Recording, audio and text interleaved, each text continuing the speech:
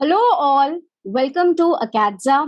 आज के सेशन में हम पढ़ेंगे ईथर की कुछ रिएक्शंस जिसमें हम देखेंगे reduction, oxidation and electrophilic aromatic substitution reactions of ether.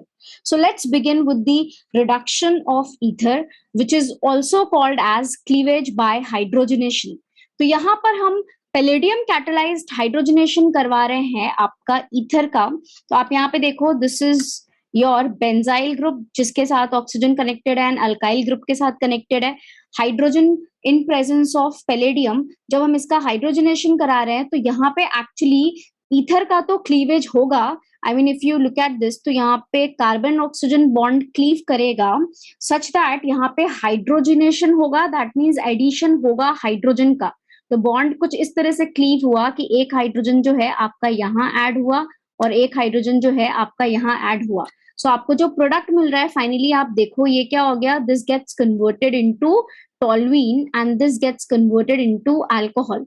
ठीक है, तो यहाँ पे ईथर का क्लीवेज हो रहा है by hydrogenation and this is also called as reduction, क्योंकि हमें पता है कि if more number of bonds are connected to oxygen तो वो ऑक्सीडेशन होता है. Less number of bonds connected to oxygen तो वो रिडक्शन होता है. मेनली ऑर्गेनिक केमिस्ट्री में हम addition of hydrogen, addition of oxygen से रिडक्शन ऑक्सीडेशन को रिलेट करते हैं. तो यहाँ पे आप देखो, hydrogens are added to the carbons and oxygen. तो यहाँ पे क्या हो रहा है, आपका रिडक्शन हो रहा है. This is also you can से cleavage of ether, right. Another example that I have taken over here कि यहाँ पे आर ग्रुप जो था ये हमने इथाइल लिया था. तो अगर आप इसका रिएक्शन हाइड्रोजन एंड पैलेडियम की प्रेजेंस में कराते हो तो अगेन यहाँ पे क्या होगा, क्लीवेज होगा, हाइड्रोजन का एडिशन होगा. So you will get toluene. Already यहाँ पे दो हाइड्रोजन्स थे, एक और जुड़ने के बाद ये CH3 में कन्वर्ट हो गया.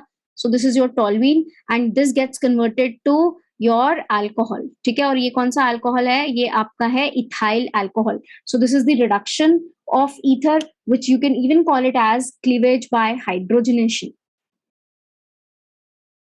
Next is oxidation of ether. So ethers जो होते हैं वो स्लोली एयर की प्रेजेंस में ऑटो ऑक्सीडाइज हो जाते हैं एंड ऑक्सीजन की प्रेजेंस में ईथर जो होते हैं वो क्या बनाते हैं, दे फॉर्म हाइड्रोपेरोक्साइड्स एंड डाइएल्काइल पेरोक्साइड्स. अगर आप यहाँ पे ध्यान से देखो, सो this is your ether, right. यहाँ पे हमने एक आर ग्रुप लिया हुआ है, इधर हमने कार्बन से शो किया हुआ है. ऑक्सीजन की प्रेजेंस में ईथर जो होते हैं वो स्लोली ऑटो ऑक्सीडाइज होकर के दे गेट कन्वर्टेड टू, अभी आप देखो, the carbon which is connected to, directly connected to oxygen, वहां पे आपका पेरोक्साइड लिंकेज का फॉर्मेशन हो गया. एज वेल एज ऑक्सीजन जो कि इस अल्काइल ग्रुप के साथ कनेक्टेड था, वहां पे एक ऑक्सीजन इनकॉर्पोरेट होके डाइएल्काइल पेरोक्साइड का फॉर्मेशन हो रहा है. So this is your hydroperoxide and this is your dialkyl peroxide. So हमें इन दोनों का मिक्सचर मिलता है जब आपका ईथर जो है वो एयर के साथ स्लोली ऑटो ऑक्सीडाइज होता है, राइट. फॉर एग्जाम्पल अगर आप यहाँ पे देखो तो हमने डाई इथाइल ईथर लिया हुआ है. ये ऑक्सीजन की प्रेजेंस में स्लोली ऑटो ऑक्सीडाइज होके एक बार तो क्या बना रहा है, hydroperoxide, and the other compound that is you are obtaining in this case is diethyl peroxide. मतलब एक बार इस कार्बन के साथ दो ऑक्सीजन इनकॉर्पोरेट हुए कार्बन हाइड्रोजन के बीच में, एंड एक बार जो है वो कार्बन एंड ऑक्सीजन के बीच में इनकॉर्पोरेट हुआ. ठीक है, so we are getting hydroperoxide and diethyl, और you can say diethyl peroxide, जिसको हमने यहाँ पे बोला था डाइएल्काइल पेरोक्साइड. ठीक है, सो यहाँ पे जो रिएक्शन है वो एक्चुअली प्रोसीड करती है वाया फ्री रेडिकल मैकेनिज्म. सो अभी आप देखोगे तो यहाँ पे क्या है, यहाँ पे ऑक्सीजन इनकॉर्पोरेट हो रहा है, पेरोक्साइड लिंकेज का फॉर्मेशन हो रहा है. सो ये आपका प्रोसीड होता है फ्री रेडिकल मैकेनिज्म से, that we can see. Oxygen में होमोलिटिक बॉन्ड फिशन हुआ तो यहाँ पे फ्री रेडिकल का फॉर्मेशन हुआ. ठीक है, इनिशिएशन. देन व्हाट हैपेंस, यहाँ पे जो आपका ईथर ग्रुप प्रेजेंट था, carbon which is adjacent to this oxygen, right, वो CH बॉन्ड में भी होमोलिटिक फिशन होगा. तो यहाँ पे hydrogen free radical is taken up by this oxygen free radical, तो ये कन्वर्ट हो गया इस स्पीशीज में, और अभी कार्बन फ्री रेडिकल का जनरेशन हुआ. So this again reacts with the oxygen जिसमें होमोलिटिक बॉन्ड फिशन होकर के क्या हो गया, अभी यहाँ पे एक पेरोक्साइड लिंकेज के लिए आई मीन ऑक्सीजन आकर के कार्बन के साथ जुड़ गया. नेक्स्ट व्हाट हैपेंस कि ये दूसरे मॉलिक्यूल ऑफ ईथर के साथ CH बॉन्ड में होमोलिटिक फिशन होकर के ये यहाँ से ले लेगा हाइड्रोजन, ठीक है, एंड देन ये बन गया आपका peroxide linkage, and this molecule will be again converted into the carbon free radical, जिससे आपकी चेन जो है वो प्रोपोगेट करती रहेगी। सो यहाँ पे बेसिकली रिएक्शन प्रोसीड करता है via free radical mechanism. Ether में अगर आपका पेरोक्साइड का फॉर्मेशन होता है तो वो बहुत ही डेंजरस होता है, बिकॉज अगर आप किसी कंपाउंड को एक्सट्रैक्ट कराते हो ईथर सॉल्वेंट के साथ एंड उसके बाद अगर आप डिस्टिलेशन करते हो सो इट में explode, so that is very dangerous. इसीलिए बेसिकली हम अगर पता करना होता है कि ईथर में पेरोक्साइड फॉर्मेशन हुआ है या नहीं हुआ है, वहां पे हम ऐड करते हैं आपका ferrous ammonium sulphate and potassium thiocyanide, potassium thiocyanide add करते हैं वहां पे, ठीक है। सो जिससे क्या होता है, वहां पे ईथर के साथ अगर ईथर में आपका प्रेजेंट होगा, ईथर में अगर आपका पेरोक्साइड लिंकेज होगा तो वो क्या करेगा, वो इनके साथ रिएक्ट करके एक ब्लड रेड कलर का कॉम्प्लेक्स बनाता है, ठीक है, जो इंडिकेट करता है कि वहां पे आपका पेरोक्साइड लिंकेज प्रेजेंट होगा।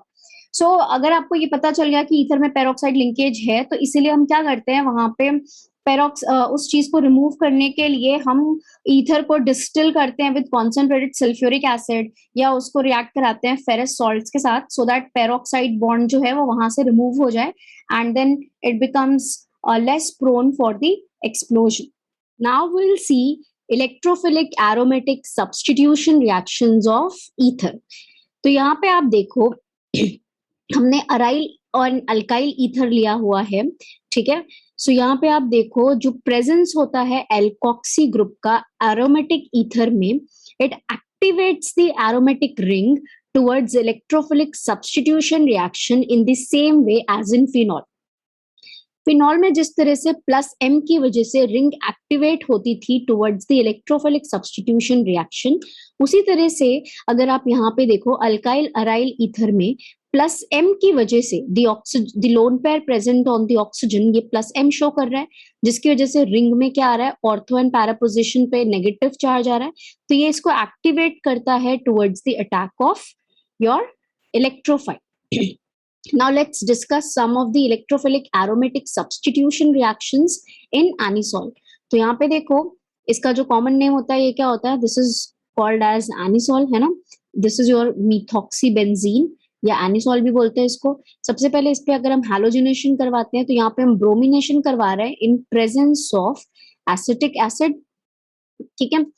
अगर आप यहाँ पे देखो तो क्या होगा, ऑब्वियसली यहाँ पे जो प्रोडक्ट हमें मिलेगा वो ऑर्थो एंड पैरा दोनों आइसोमर्स का प्रोडक्ट मिलेगा, but the major product is your para isomer, क्योंकि ब्रोमीन की साइज जो होती है वो क्या होती है, वो लार्ज होती है, right, relative to the other halogens, जिसकी वजह से क्या होगा कि ऑर्थो पोजीशन पे स्टेरिक हिंड्रेंस या स्टेरिक रिपल्शन ज्यादा होगा, therefore para isomer is the major product, है ना, para bromo anisole is the major product and orthobromoanisole is the minor product, ठीक है।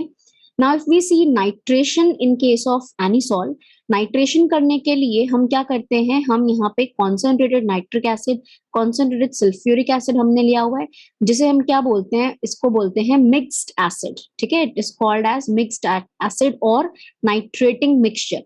अब आप यहाँ पे देखो तो यहाँ पे भी क्या होगा, प्रोडक्ट में हमें ऑर्थो एंड पैरा आइसोमर्स मिल रहे हैं, मतलब ऑर्थो पोजीशन पे NO2 group as well as para position पे NO2 ग्रुप आकर के जुड़ जाएगा आपके बेंजीन रिंग में, एंड ये हो गया para nitro anisole, this is your ortho nitro anisole.